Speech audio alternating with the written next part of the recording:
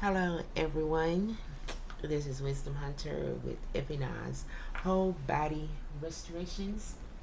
And adding to that, the author of Sitting in a Locked Room with the Door Wide Open, Our Demise, The Cry of Sarah.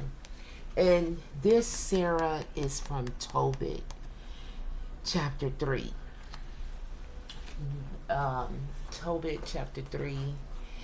I may touch on that today in this segment, but first, I want to give thanks to the Most High for allowing me to be here, clear minded, in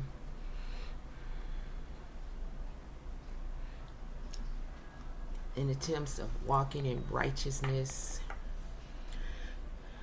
through the discernment of the scriptures, the true scriptures, for my family that is in the Caribbean, friends that are in Jamaica. Be safe for the next couple of days with this storm that's on the way. I have a son in DR, Dominican Republic. So, and I also reside in Jamaica. I'm in the States now, but I'm headed back to Jamaica in the next coming weeks. So, with that being said, I'm trying not to use so much. Anyway, I don't know the etiquette in doing this, but being myself. That's it. I don't know how to be anybody else but me. Now, I do make all natural products. This is my line, from oils to shampoos, soaps, butters, candle wax melts, candles, sugar scrubs, deodorants.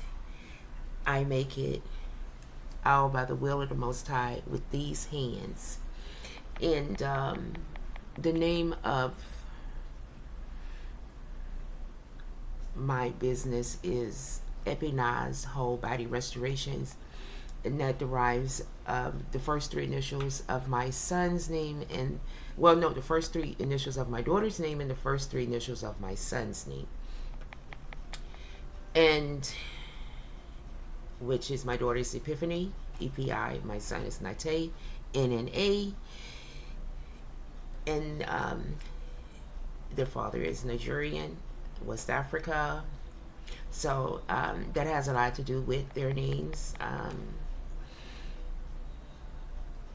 Their names was through their ancient rituals, where we literally had to wait for the names to come via mail, what you call today snail mail, to receive the name written, the meaning, and all of this. But because it's a lot in a name, in a bloodline, and this is what drives me to do what I do, that bloodline, to continue it, because for somehow we've gotten off the beaten path. And that's what EPINNA'S Whole Body Restoration stands for. It is an umbrella of sort. It's not just about the care of the body and the hair. It's the care of the mind as well, the spirit, the soul. Restoring what we've lost, because we've lost a lot. It doesn't take a rocket science to know that we're not all on the same page spiritually.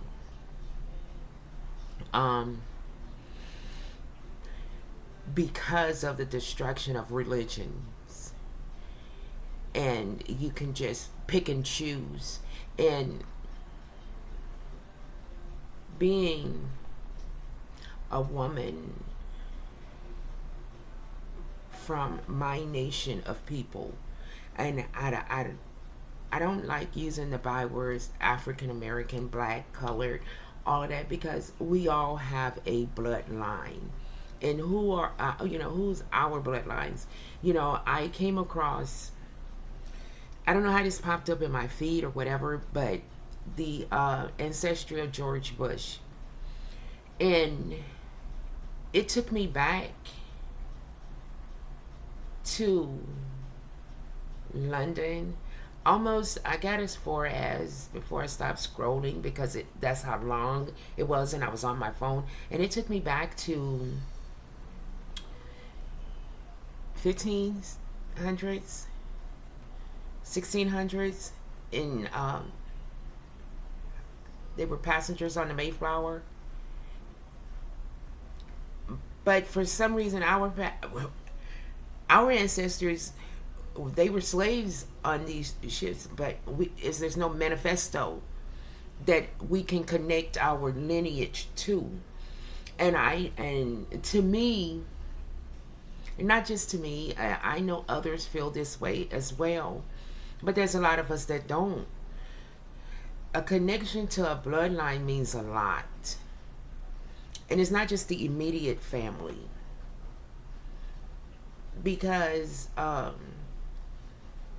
we're growing into what they have terms for these things, dysfunctional. They get these horrible labels that they're calling bloodlines of today's time.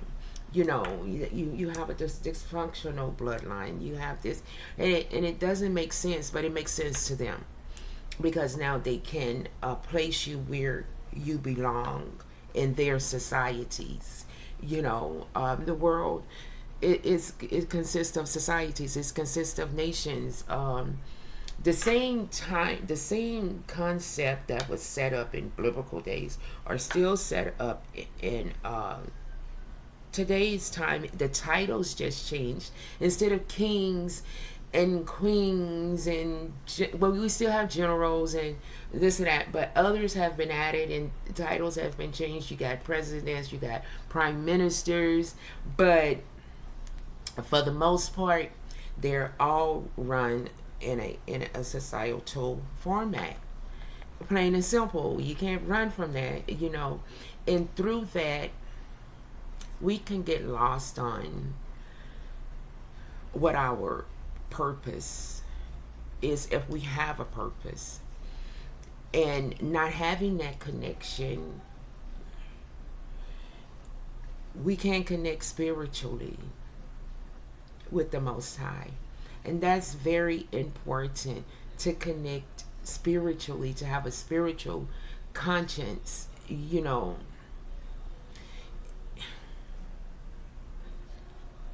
That's the consequence of forgetting the light that we are to have. There's a purpose into every breath of life, not a path of coincidence, but it's a covenant of spirit. When we honor that calling, we align creation. We align with creation itself. When we ignore it,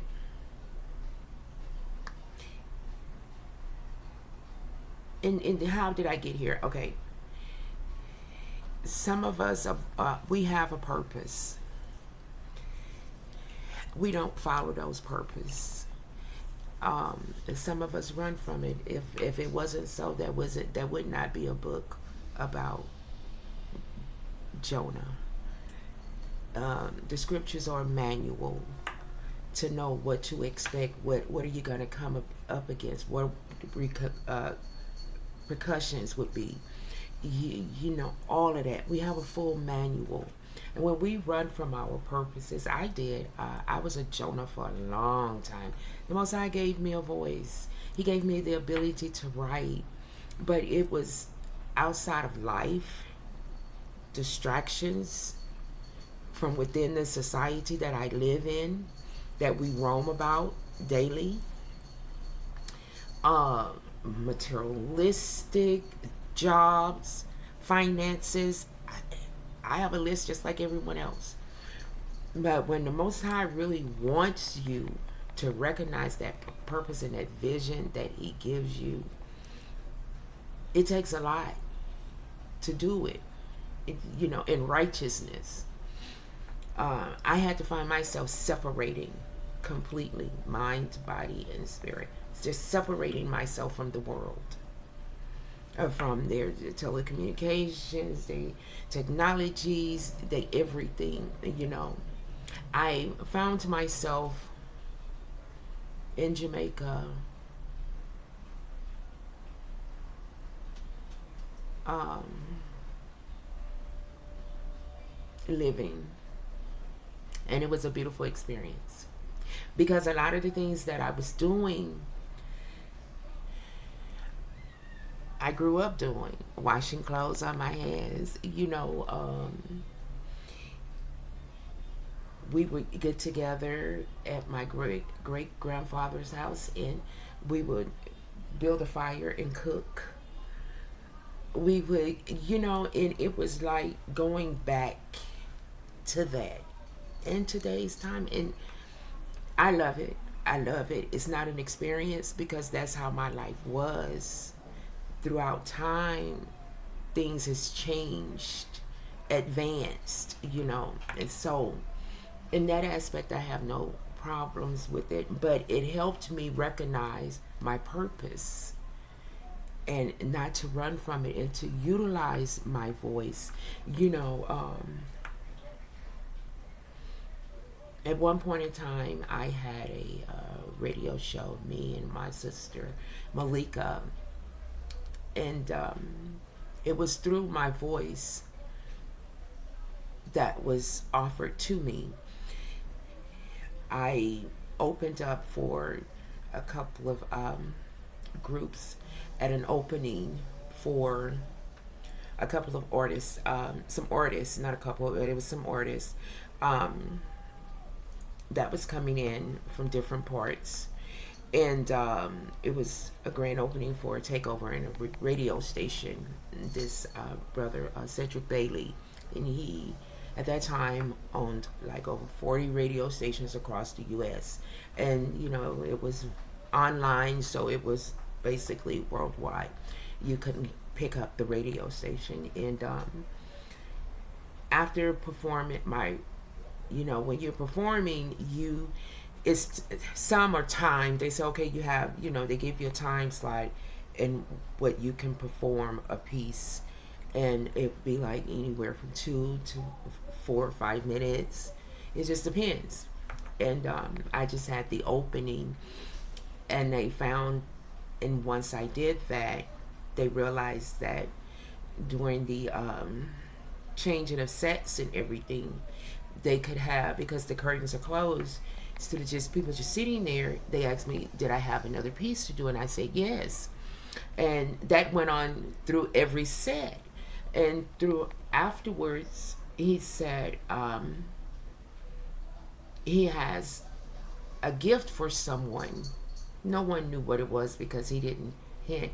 And he asked me to stand, Wisdom Hunter, can you please come, and I want to offer you a 30-minute slot to speak on whatever you want on radio. And I was like, wow, never. I have worked in a radio station, but it was as like receptionist, like, Girl Friday, I guess. I don't know. Assistant in that area. So, but as far as on air, no. But I did public speaking, but that's two totally different things, because you have to come up with, like now, what I'm doing, come up with something, a subject matter and all of that, and you have to find what interests someone, what people listen to this, is this needed to be heard, and things of that nature. And it was on a gospel setting, and we did okay for two sisters that never done it before, didn't know what we were doing. I think we did great because that opened doors for us. From there, I was able to start the first domestic violence march there, and it started out with a handful of people. And I got a call a couple of years ago where I hit a milestone. Cedric called and said, "Hey, Wisdom, you hit a milestone. You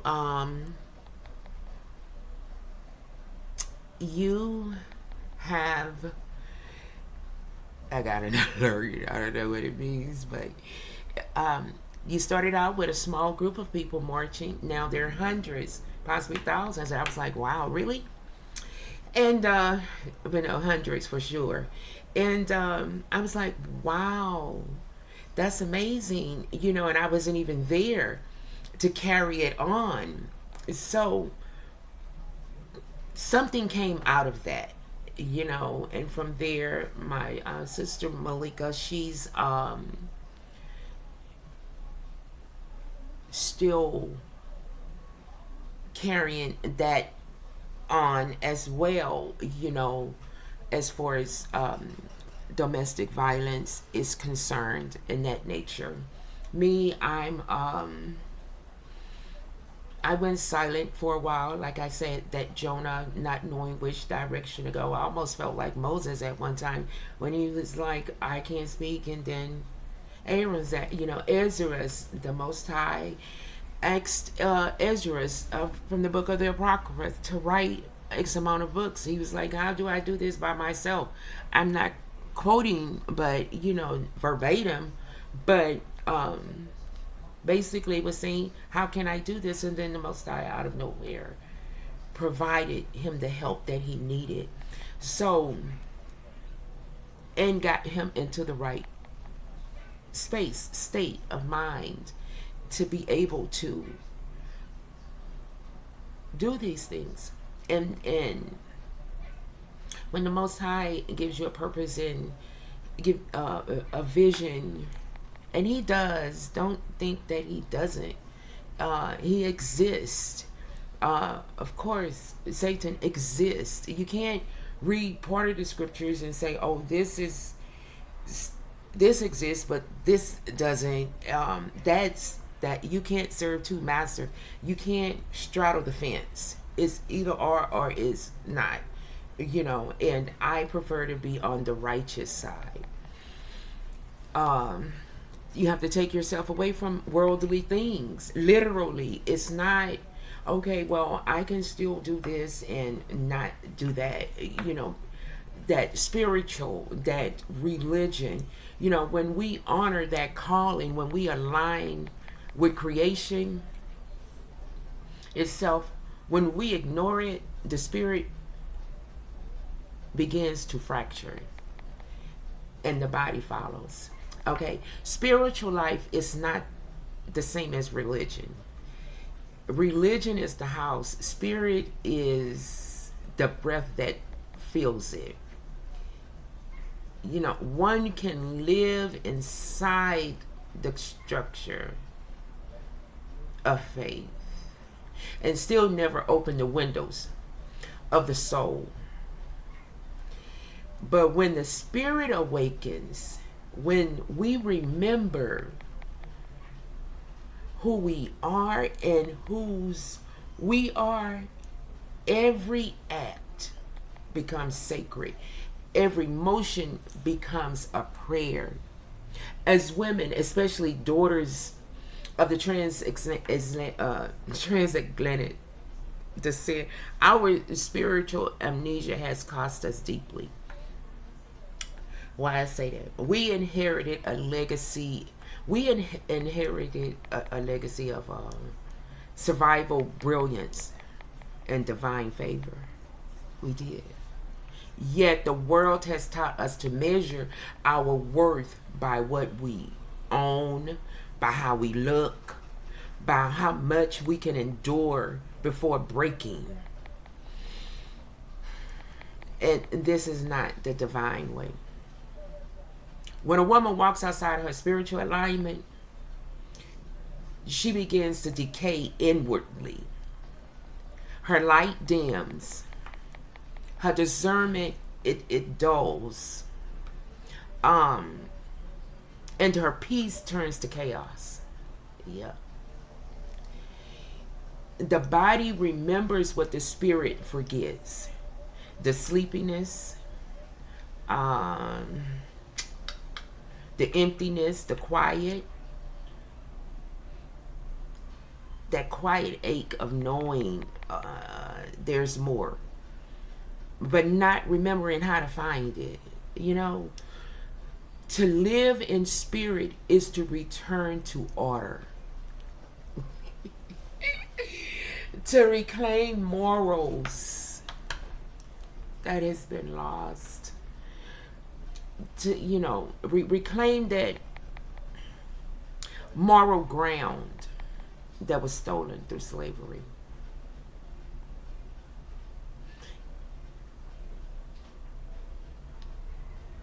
And we're still paid slaves. We're still in slavery. We're still being oppressed. And we're even so losing those morals. You know,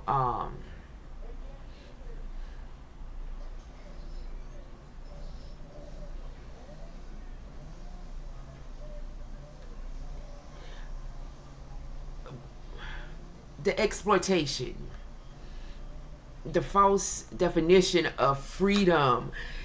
Hey, that free Edomites,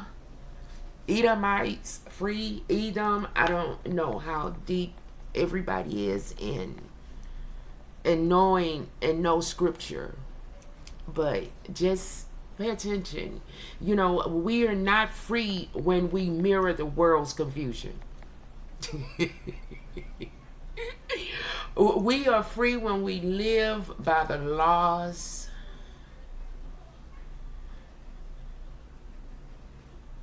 of the Creator. I mean, by the rhythm of truth, honor, and compassion and creation. Our ancestors knew this. My grandmother knew this. My father knew this. My father always taught me we are the people of the scriptures. My grandmother always taught me we are the people of the book. My grandfather knew this, you know, but going back, it was a hidden secret. You know, it was forbidden for us to speak of this. There was revolts. You know, we have to remember we were given 13 books. How can we trust someone that gave us 13 books to expound on spiritually? No, but we still had a connection through bloodline. You know, our ancestors, they knew, they sang it through the cotton fields. They anointed their children with the oil and scripture. They endured the breaking of the chains.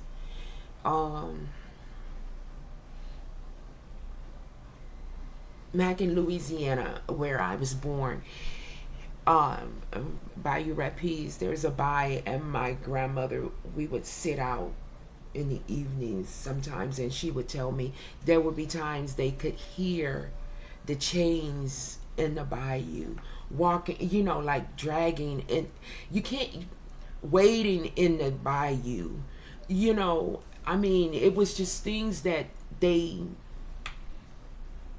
through spirit,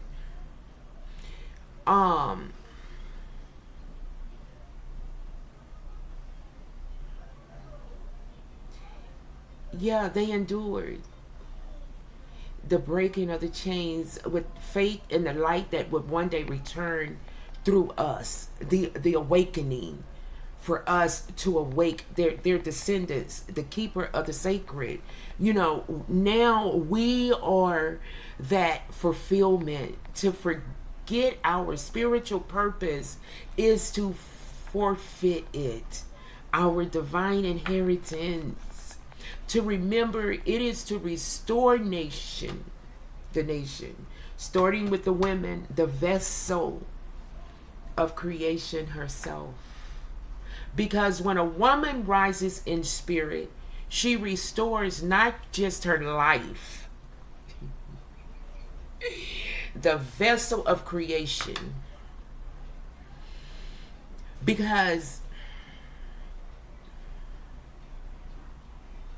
when a woman rises in spirit, she restores not just her life, but the lives of those who came before and those yet to come.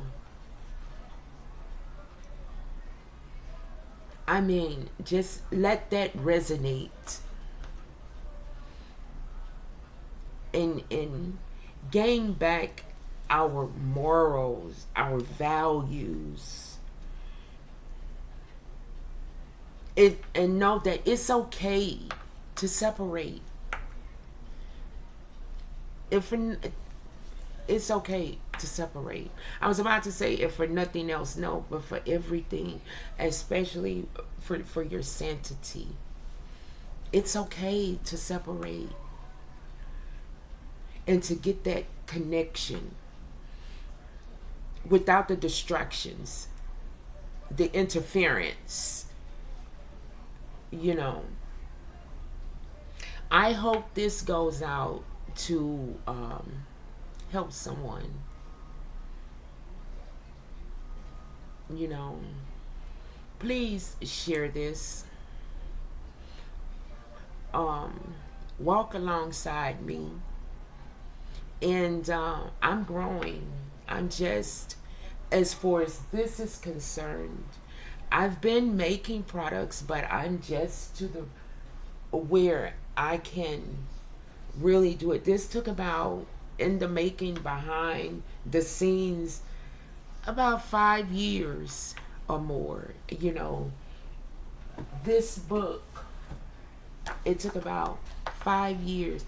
I started on this book and I had this one published and it just wasn't right yet, and I still had to live some more to get some more chapters. But that title, Sitting in a Locked Room with the Door Wide Open, and since then, forgive me, I just got the hardcover version to preview of this one as well. But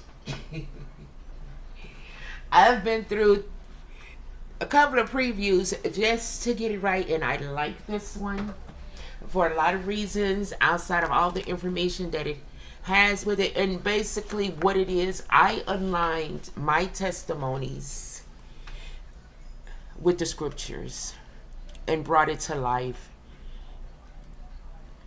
Yeah. On how we on why things happens to us, and it's from the mental aspect to the medical aspect to the physical aspect, relationship aspect,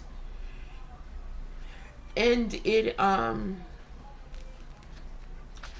also added a something for notes and study handbook as well inside. I'm gonna let just talking of the women in comparisons with the women of the ancient Israelite women, the women of the scriptures in us today. Also, understanding what, get a better concept on sex. It's okay to be celibate. It's okay, really.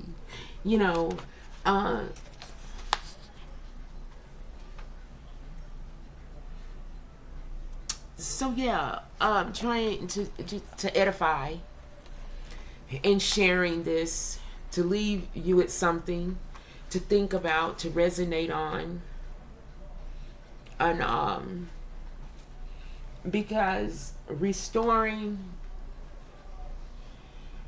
that part of resonating Again, it means a lot of letting go. A lot of letting go. And what are we gonna hold on to? Are we gonna fulfill our purpose, or are we going to forfeit it? Forfeit it.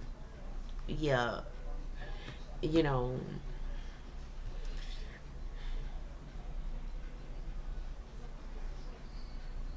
we are more than just descendants of transatlantic slaves. We have a whole bloodline before that, and we should know, honestly. You know, yeah. I want to stay on track because I don't want to go into a whole nother discussion as far as when knowing who you are and where were your place spiritually. Um, um, the knowledge you're getting spiritually, is it the correct knowledge that you're gaining? Where you're gaining it from? Purpose. The person that is teaching me not this knowledge, what are they benefiting? Are they benefiting through me being edified, or is it a financial gain? You know, dealing with churches, and because that's when we're talking. Well, it's actually not another conversation because when we're talking spiritual and religion, and religion is the building, the church, where a lot of us flock to for knowledge. We have to be very careful in whose pews we're sitting on and when we're gaining this knowledge, because that's where a lot of us has gotten lost at it. It has to be talked about. Is no beating around the bush. We've gotten lost at. It's the churches in our own neighborhoods. I mean, we have to come back to common sense to know that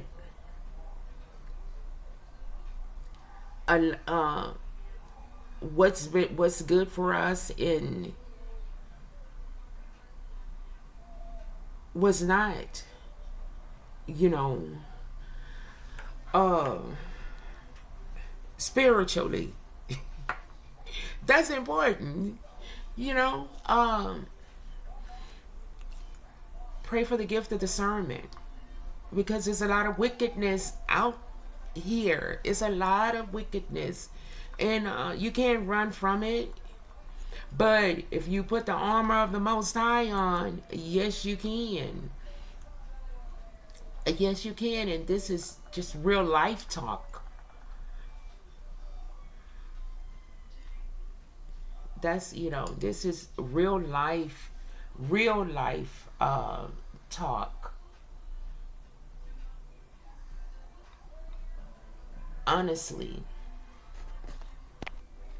Yes. So, just, that's important.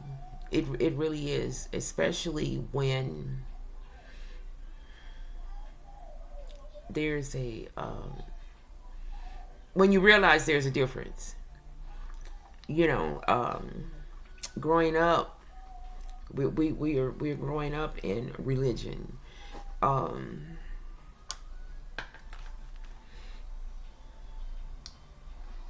unless the Most High reveals to you from an early age the difference between spiritual and religion, because we're born into religion, you know, straight to being Christian, you know, and that's your straight religion connections. That's you know, you process that you're starting. I hope I'm saying that right. Yeah, that's when you're connecting to the religion. You know, as a child, we're told to go to the church and get Christianed and get yeah, and get Christian. So, and that's, and a lot of different religions have some sort of ceremony like that you're born into. But your spiritual awakeness is totally different, because that's your direct connection, where the energy, everything is in balance. It is balanced. You know, when I say not, it's in order, it's aligned. You know, you're aligned. So, yeah, with that spiritual connection.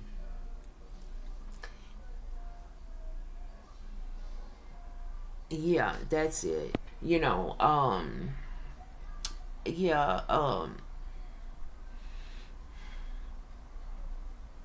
the religion is often, like I say, the structure, the organized framework of belief, ritual, doctrine, and it can be inherited, taught, you know, born into, and followed.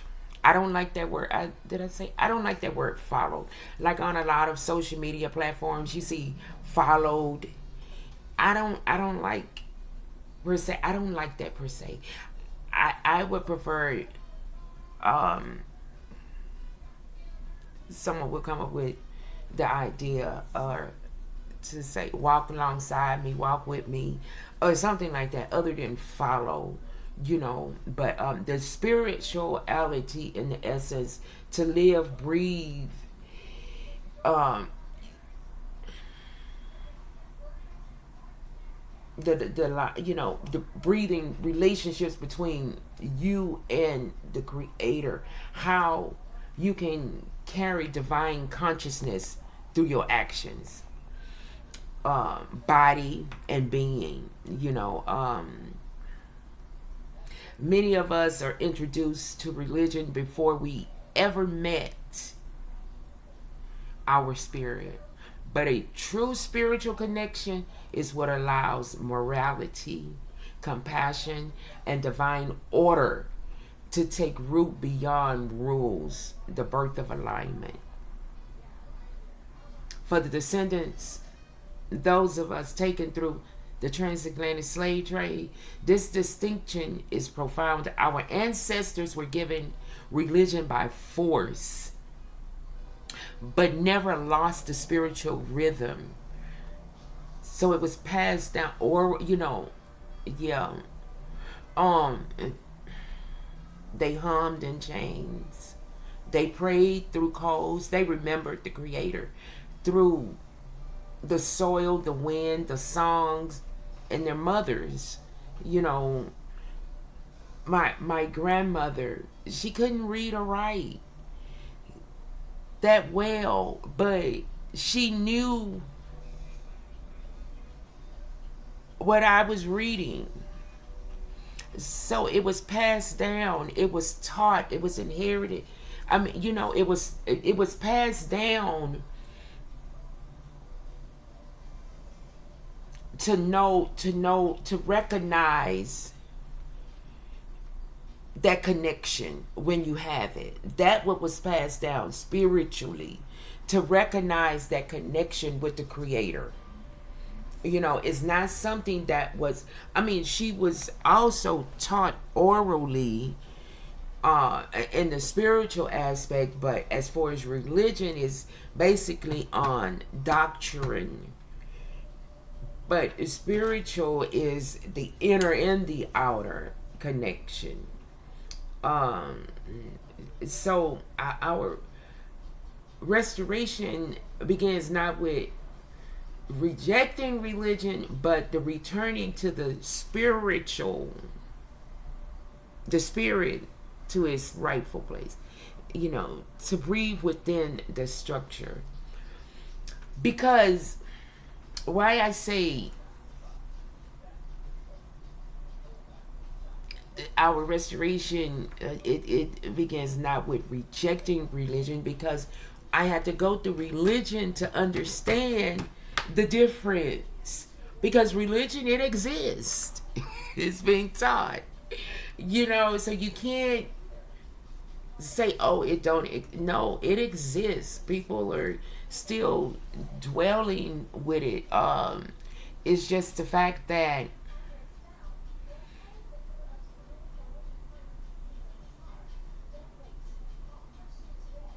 I was awakened to know a difference. I was awakened to know that when that connection is lost, when the values are driven by worldly survival rather than divine order, chaos follows. Even, and this is like, with, especially when it comes to our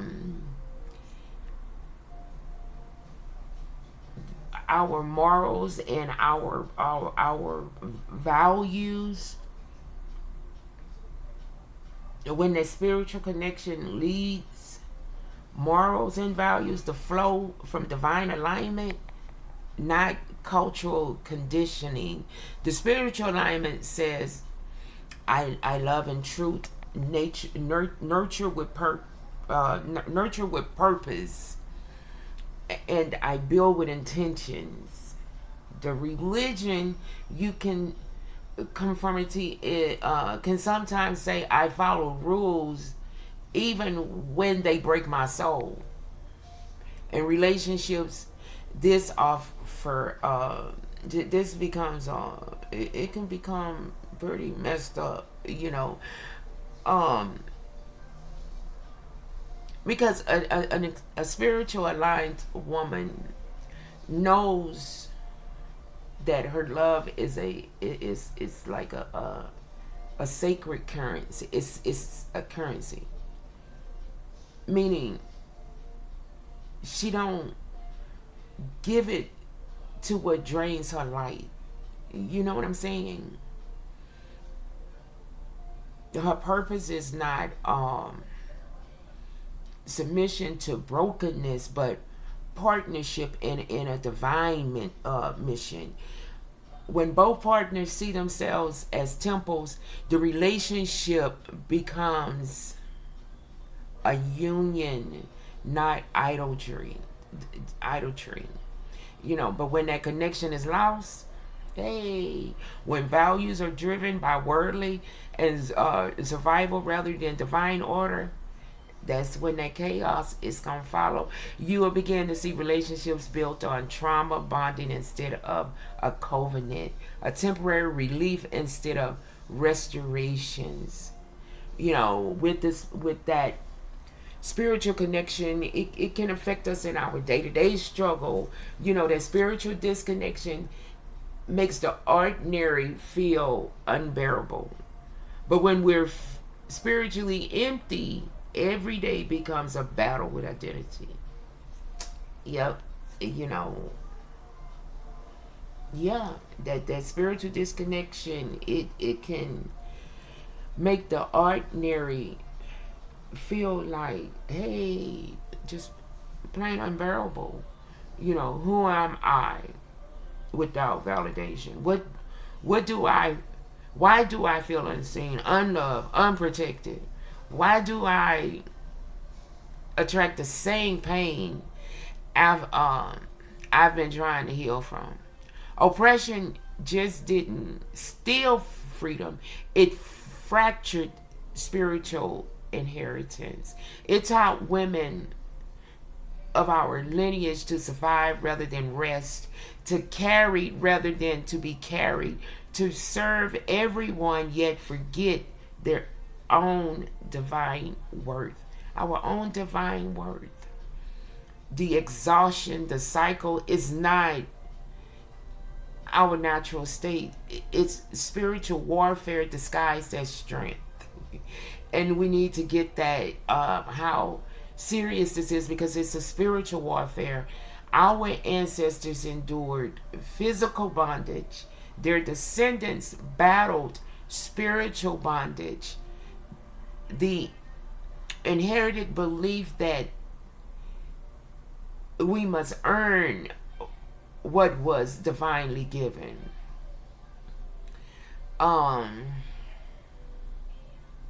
Yeah, this can get really deep.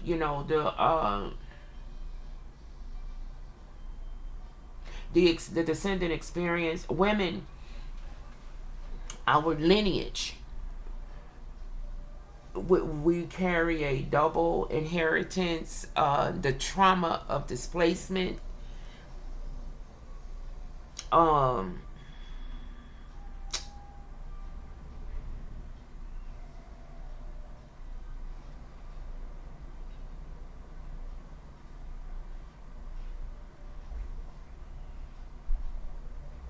the power of divine memory. Women of our lineage, we were the first to be torn from both land and language. Yet, even in silence, we prayed creation back. The awakening. We're becoming awakened. This is why our spiritual connection feels so urgent. It's just not about you. It's ancestral healing in real time. When we talk in spiritual alignment, we restore what centuries of oppression has erased. We teach moral and integrity through compassion and fear. We bring back the sacred feminine principle. Life as creation, love as leadership. When we're disconnected through the consequence, ripples, self-doubt, imbalanced, strained relationship, moral confusion become generational echoes of the same oppression our mothers endured. But the alignment, reclaiming the whole, to live spiritually aligned as a descendant woman is to honor our ancestors' survival, but not idolize the struggle. Redefine strength and softness. Let me see something here.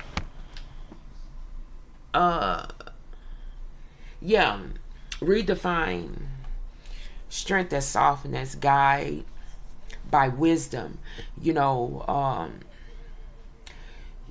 Treat your body as sacred ground, not for violation, but as a vessel of divine intention.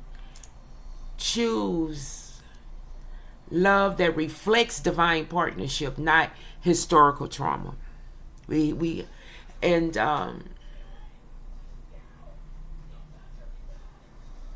Our spirituality is our liberation. It is how we write a new moral code. Resonate, bringing back our moral codes.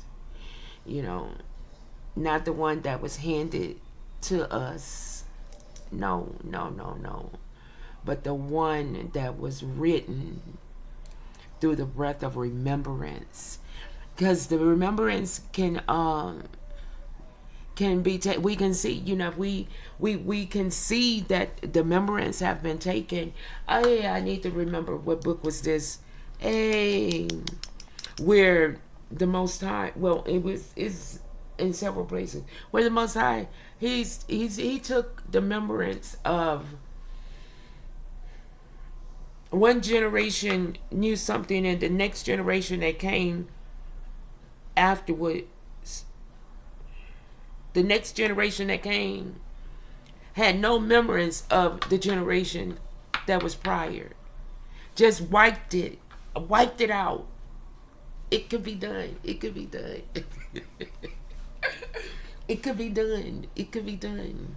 We see dementia. We see Alzheimer.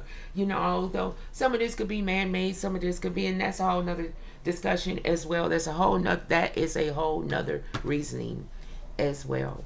As far as the mental and oppression and all of that. But yeah, man, I am so happy that the Most High has given me my voice back and reason. You know, hey, I am so happy. I'm so grateful. Yeah, that's it. I am so grateful. And I want to thank everyone that will take time to listen to this, to my sisters, hoping that it can be edifying.